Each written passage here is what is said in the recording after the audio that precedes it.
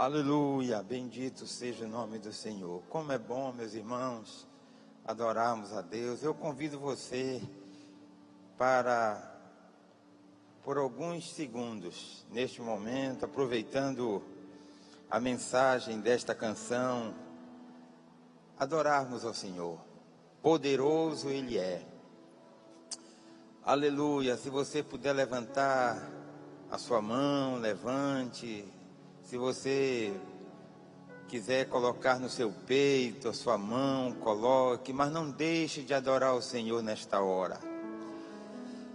Eu não sei como você chegou aqui nesta manhã, talvez o seu coração ferido, dilacerado pelas lutas do dia a dia, mas poderoso Ele é. E o Senhor Jesus está aqui nesta manhã para nos abençoar, para nos renovar, para derramar a sua graça poderosa sobre as nossas vidas. Bendito seja o teu nome, Senhor. Bendito seja o teu nome, Senhor. Senhor, nós estamos aqui nesta manhã, não somente para aprendermos a tua palavra, mas, acima de tudo, para te adorarmos, Senhor, para proclamarmos que nós nos rendemos somente diante de Ti. Não nos rendemos diante, Senhor, de nenhum homem, diante de nenhuma autoridade terrena, mas somente diante do Senhor, que é o nosso Deus. Bendito seja o teu nome nesta hora, Senhor, quando a tua palavra será aberta e lida. Senhor, que o teu Espírito Santo venha trazer discernimento às nossas mentes, para que nós possamos compreender a tua palavra, porque a tua palavra é vida. A tua palavra, Senhor, traz libertação para o nosso coração, para a nossa vida. Deus eterno, no nome de Jesus, é que oramos e te agradecemos.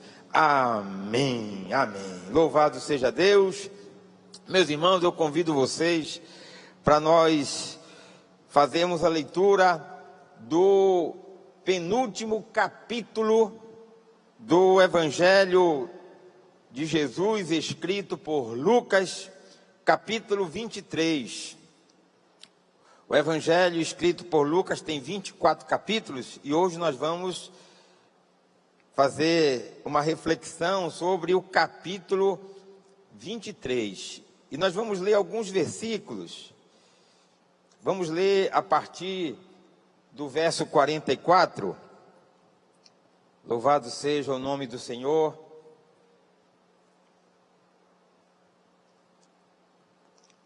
Eu vou ler o primeiro, verso 44, e a partir daí os irmãos vão lendo comigo de forma alternada. E era já quase a hora sexta, e houve trevas sobre toda a terra até a hora nona.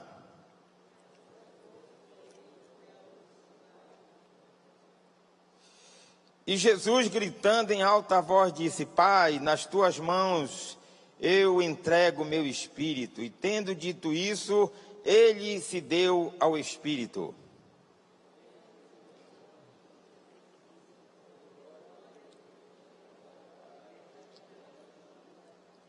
E toda a multidão que se ajuntara para observar, vendo as coisas que estavam feitas, retornavam batendo no peito.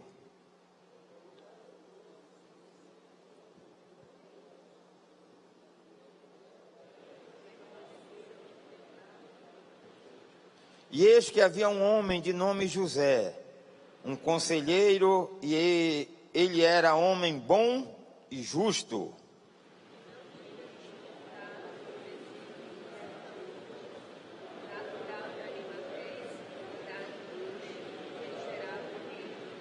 Este homem foi a Pilatos e implorou o corpo de Jesus.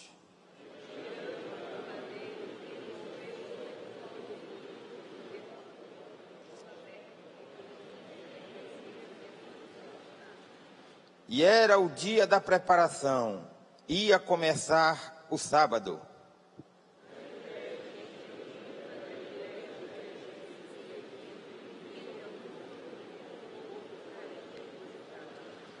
Amém, irmãos? Podem sentar. O capítulo 23 do Evangelho escrito por Lucas tem 56 versículos e lemos alguns desses versículos. Meus irmãos,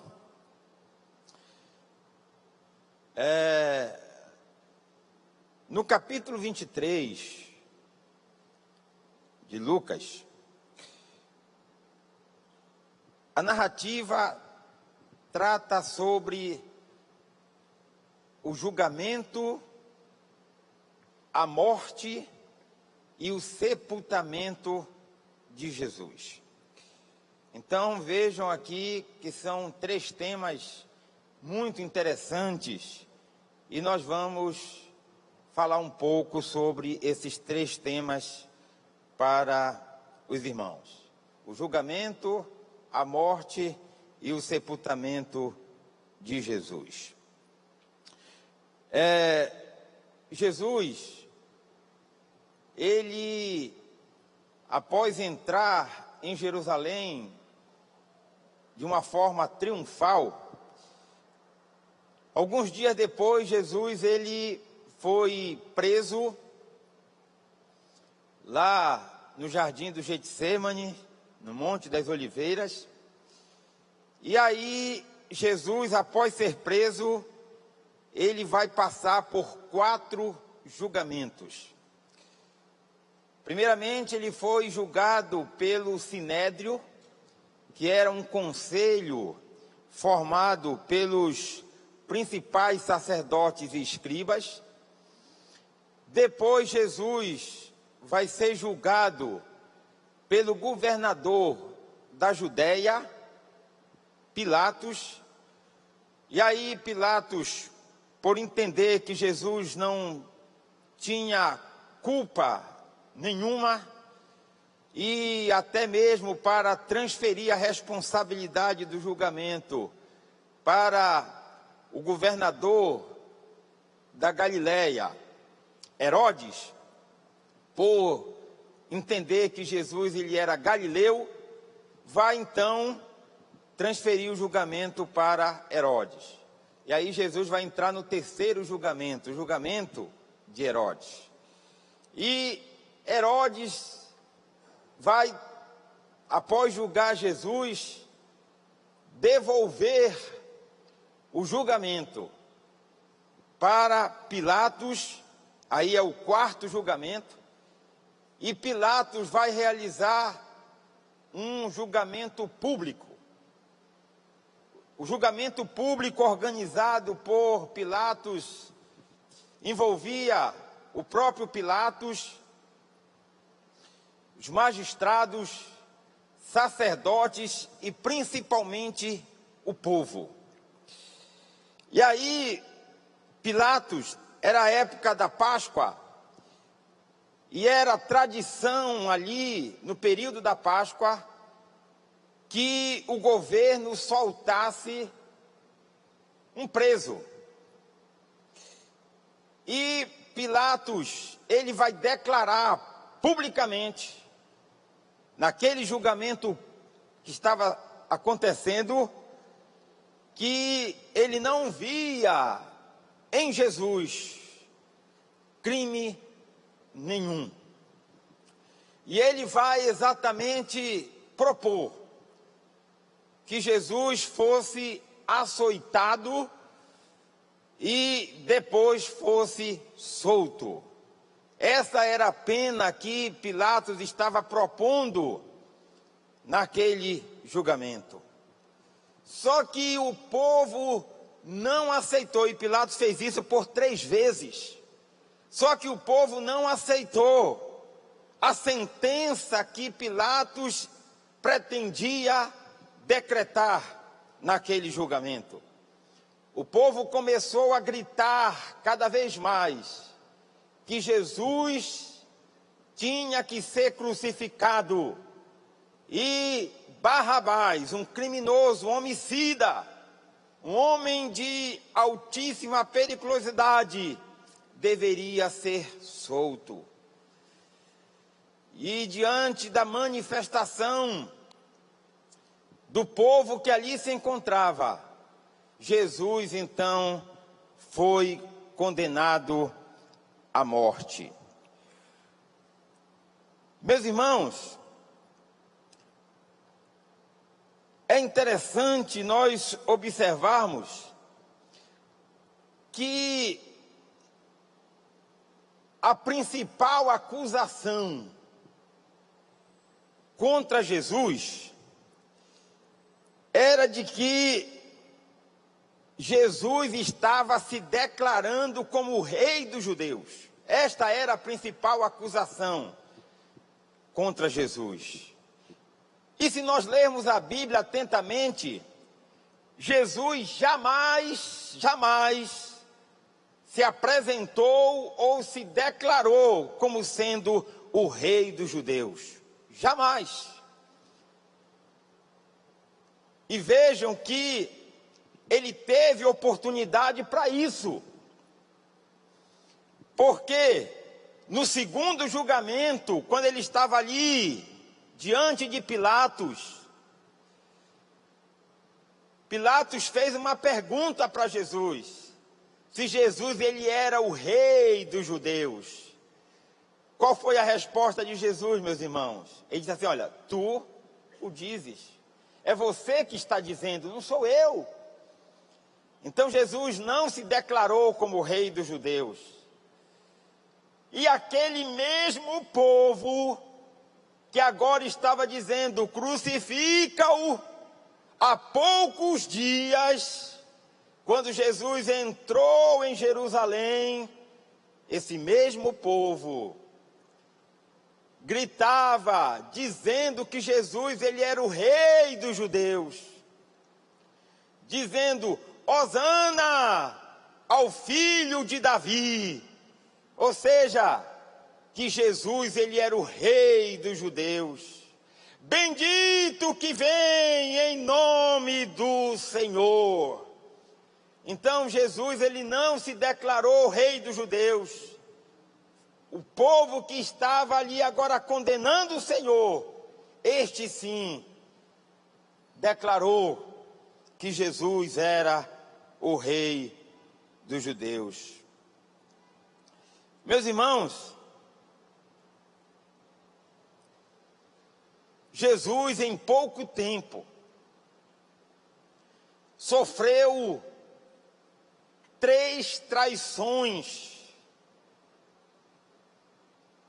Primeiro ele foi traído por Judas Iscariotes. Depois ele foi traído por Pedro.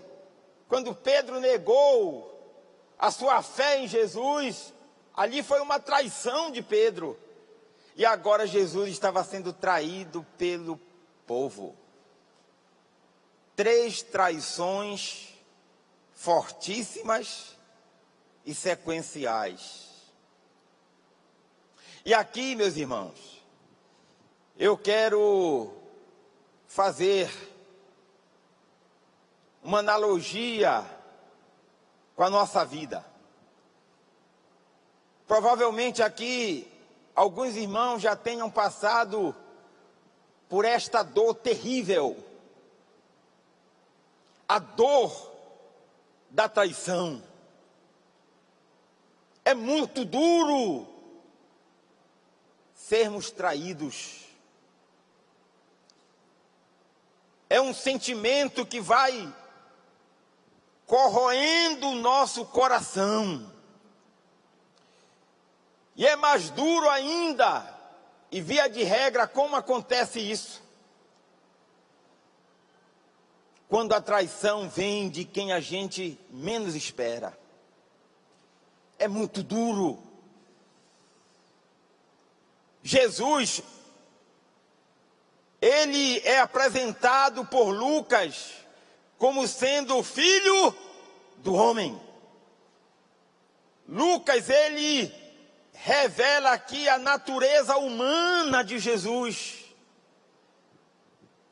Jesus, ele sentiu profundamente a dor da traição. Ouça o que eu estou lhe falando. O coração de Jesus foi dilacerado pela traição de Judas.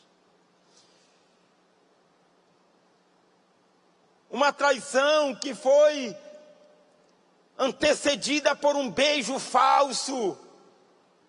O coração de Jesus foi dilacerado pela traição de Pedro, que dias antes havia confessado que Jesus, ele era o Filho de Deus. E o coração de Jesus, mais uma vez, foi dilacerado pela traição daquela turba, daquele povo que gritava: crucifica-o. Assim estava o coração de Jesus. Meus irmãos, a Bíblia não revela, mas seguramente a mente de Jesus ali, naquela sua caminhada até o Calvário, deve ter passado um filme na cabeça de Jesus. Dos momentos em que ele teve de convivência com os seus discípulos, os milagres que ele realizou, mas também seguramente na cabeça de Jesus não ficou de fora a traição ou as traições que ele recebeu. Quando ele chegou no Calvário,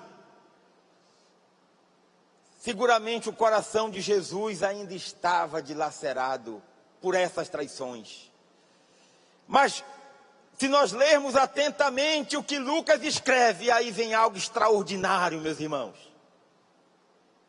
Quando Jesus chegou no Calvário, Lucas deixa bem claro isso. Quando Jesus ele foi colocado naquela cruz, sabe quais foram as primeiras palavras de Jesus? Ele disse assim: Pai, perdoa-lhes, porque eles não sabem o que fazem. Meus irmãos, a profundidade dessas palavras precisam ser esclarecidas para vocês. Se o coração de Jesus estava dilacerado, ao declarar perdão, Jesus ele não deixou aquilo tomar conta do seu coração, porque ao declarar perdão, Jesus ele estava dizendo: olha, maior do que a dor da traição é o amor que eu tenho por vocês, bendito seja o nome do Senhor. Maior do que a traição, sentimento mais forte, mais poderoso, mais cheio de graça, é o amor, é o amor. Jesus ele não podia morrer sem liberar perdão, porque a obra redentora estaria comprometida. Jesus não podia morrer com o seu coração dilacerado pela dor da traição, mas quando ele libera perdão, quando ele diz: Pai, faz esse pedido ao Pai: Pai, perdoa-lhes, porque eles não sabem o que fazem. Nesse momento, Senhor, ele estava ali demonstrando algo muito importante para mim e para você. Assim como pecado é perdoado a partir da nossa confissão, perdão precisa ser declarado. Enquanto nós não declararmos perdão, esse sentimento de dor, da traição, vai corroer o nosso coração. Jesus ele precisava declarar que o amor dele é maior do que qualquer traição. Bendito seja Deus, bendito seja Deus, bendito seja Deus, louvado seja o nome do Senhor.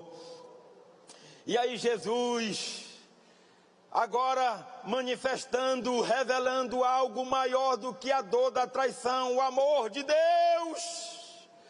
Jesus, ele vai revelar esse amor para um dos malfeitores que estavam ali ao lado dele.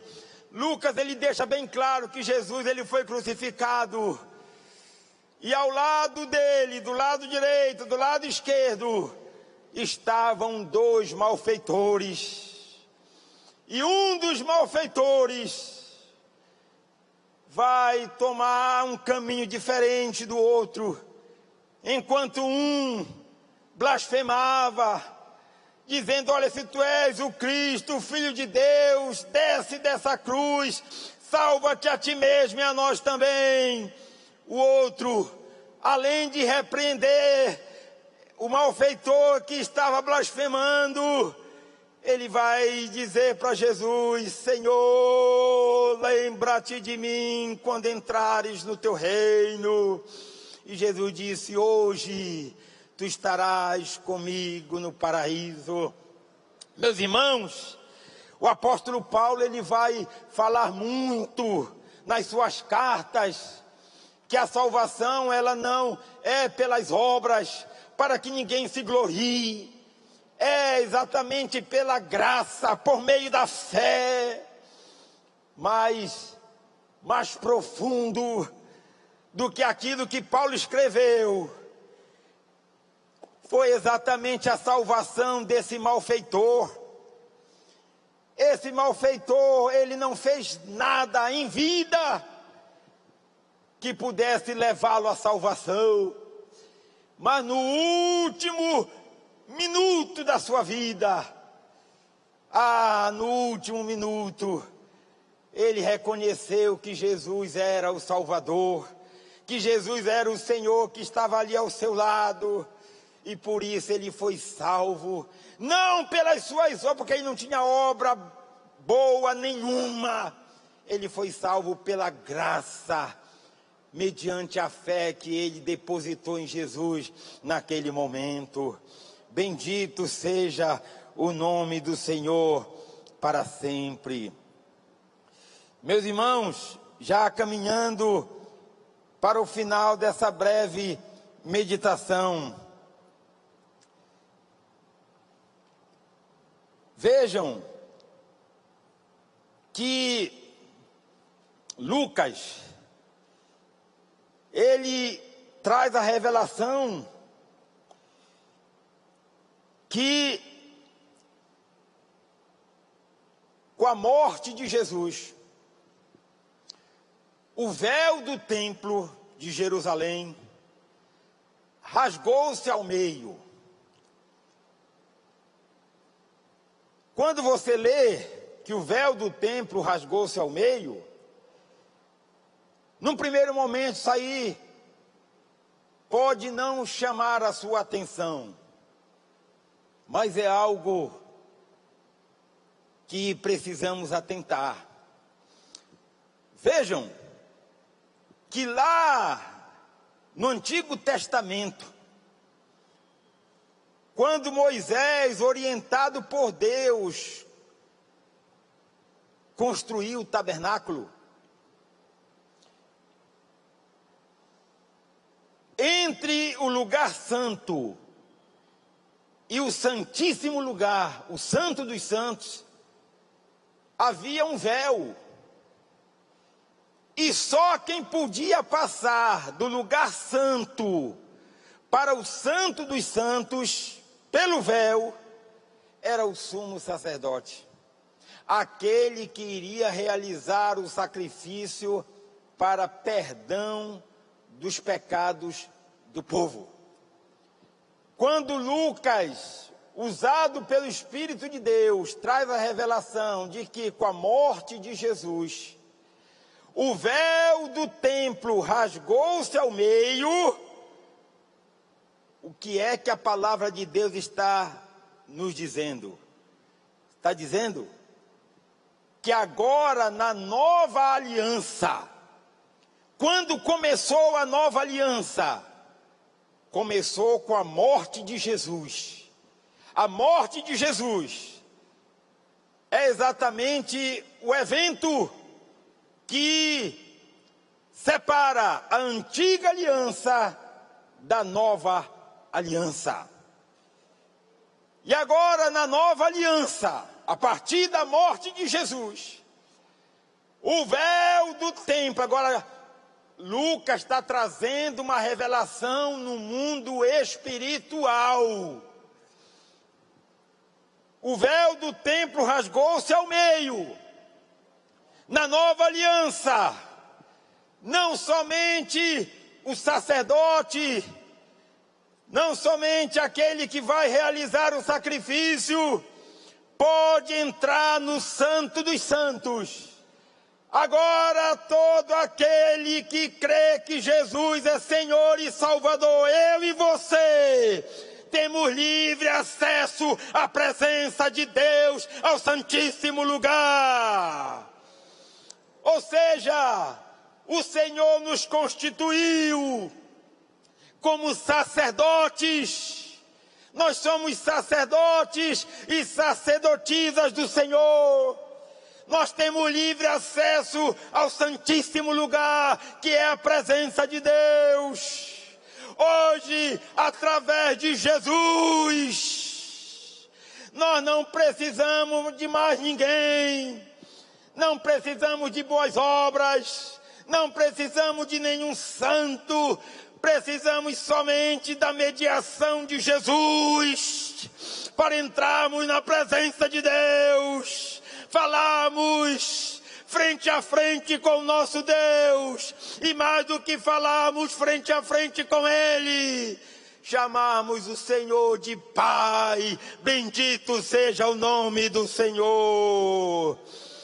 O véu do templo rasgou-se ao meio. Temos livre acesso à presença de Deus. Jesus morreu. E após a morte de Jesus, lá no final do capítulo 23 de Lucas, a partir do verso 50, se os irmãos acompanharem, Lucas ele vai fazer referência a um homem que Lucas chamou de um homem bom, um homem justo, um homem chamado José de Arimateia. Talvez alguém leia a Bíblia e desconsidere o valor desse homem nas Escrituras Sagradas. Quem era José de Arimateia, meus irmãos? José de Arimateia, ele era um homem culto, era membro do Sinédrio. Vejam, primeiro julgamento de Jesus foi onde? No Sinédrio, aquele conselho formado por sacerdotes e escribas. José de Arimateia era membro do Sinédrio. Só que a Bíblia deixa bem claro que José, no verso 51, que José de Arimateia não consentiu exatamente na condenação de Jesus, no julgamento de Jesus. Diz que ele não tinha consentido no conselho e nos atos do Sinédrio. Ele era um homem justo. E aí, um homem bom. José de Arimateia, ele, após a morte de Jesus, foi até Pilatos. E ele fez um pedido, que ele queria o corpo de Jesus. Meus irmãos, a dimensão, a profundidade desse pedido é algo assim extraordinário. Por quê? Vejam bem, além de ser um homem culto, José de Arimateia era um homem rico. na sua propriedade havia muitos sepulcros. E ao pedir o corpo de Jesus, José de Arimateia, ele vai exatamente autorizar que o corpo de Jesus fosse sepultado em um dos sepulcros de sua propriedade. E não era um sepulcro qualquer, era um sepulcro novo, onde jamais alguém havia sido sepultado. Para encerrar, meus irmãos, eu gostaria que você acompanhasse o que eu vou lhe dizer aqui. O que significa esse pedido de José de Arimateia para ficar com o corpo de Jesus? Esse pedido teve duas dimensões. A primeira dimensão é no plano terreno. E a segunda dimensão é no plano eterno. No plano terreno, quando José de Arimateia pede o corpo de Jesus para sepultá-lo em um sepulcro de sua propriedade, José de Arimateia, ele estava dizendo que a sua fé estava acima de qualquer coisa. Por quê? José de Arimateia, ele não se preocupou em momento algum com a sua imagem perante os seus pares. Porque os seus pares do Sinédrio viam Jesus como malfeitor, alguém que não merecia nenhuma consideração, era alguém que deveria ser desprezado mesmo após a morte. Mas José de Arimateia não estava nem aí para aquilo que os seus pares do Sinédrio pensavam ou falavam. Ele colocou a sua fé acima de qualquer coisa. Meus irmãos, a nossa fé tem dimensão terrena. Por que dimensão terrena? Porque a nossa fé, ela deve ser exercitada na terra. Até onde vai a nossa fé? Até a hora da nossa morte. Até a hora da nossa morte, a nossa fé vale. Porque é a nossa fé que vai abrir a porta do céu para a gente. Mas na eternidade, a nossa fé não vai servir para nada. Eu e você não vamos precisar da fé na eternidade.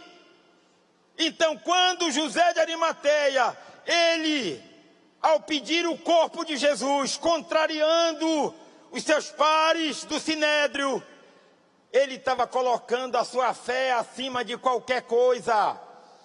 Ou seja, no plano terreno, José de Arimateia, ele vai exatamente manifestar a sua fé. Então a nossa fé tem que ser manifestada aqui e agora, até o dia da nossa morte.